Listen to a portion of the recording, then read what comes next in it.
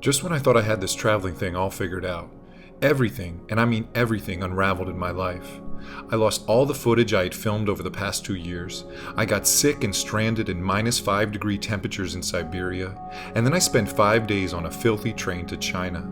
The romance of the Trans Siberian Railway quickly slipped away when I realized that my cabin didn't have any heat, and that its only form of insulation was tissue paper.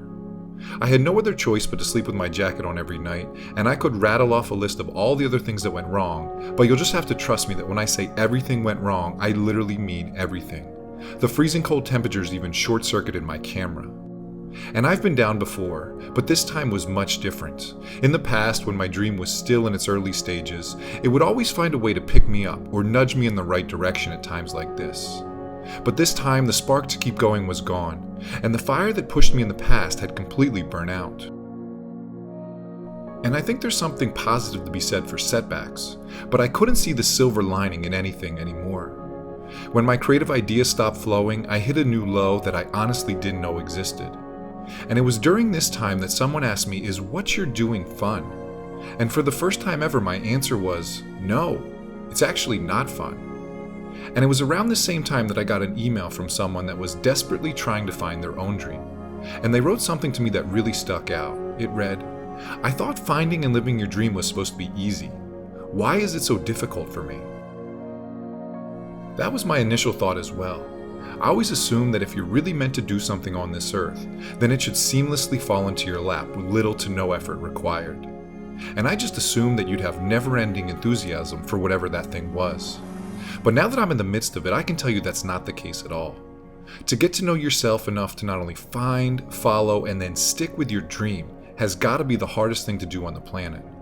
And as I kept making mistake after mistake after mistake as I crossed China, I was reminded of something Les Brown once said when he was talking about tough times. He said, "Now that's that thing called life. It's always changing. Sometimes you're up and sometimes you're down. Things are not always going to work out exactly right.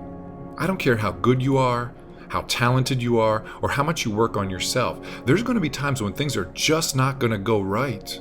Anyone can feel good when they have their health, their bills are paid, and they have happy, healthy relationships. Anybody can be positive then. Anybody can have a larger vision then. Anybody can have faith under those circumstances. The real challenge of growth, mentally, emotionally, and spiritually, comes when you get knocked down." And Les is so right, but how do you get back up? How did I get back up? Well, I can tell you there's no magic formula. I just waited it out. I took a step back and I muddled my way across China, and I let the hard times grind against me knowing that they wouldn't last forever. I stopped placing deadlines on my creativity and myself. I stopped wondering when everything I'm trying to do is all going to come together and make sense on a larger scale. I didn't quit, but I did let myself exhale for the first time in years.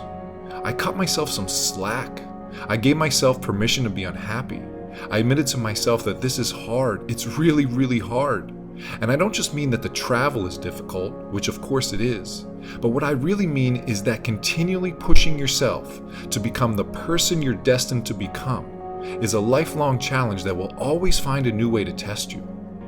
And it wasn't until I got to Vietnam that something so simple happened that the spark inside finally reignited.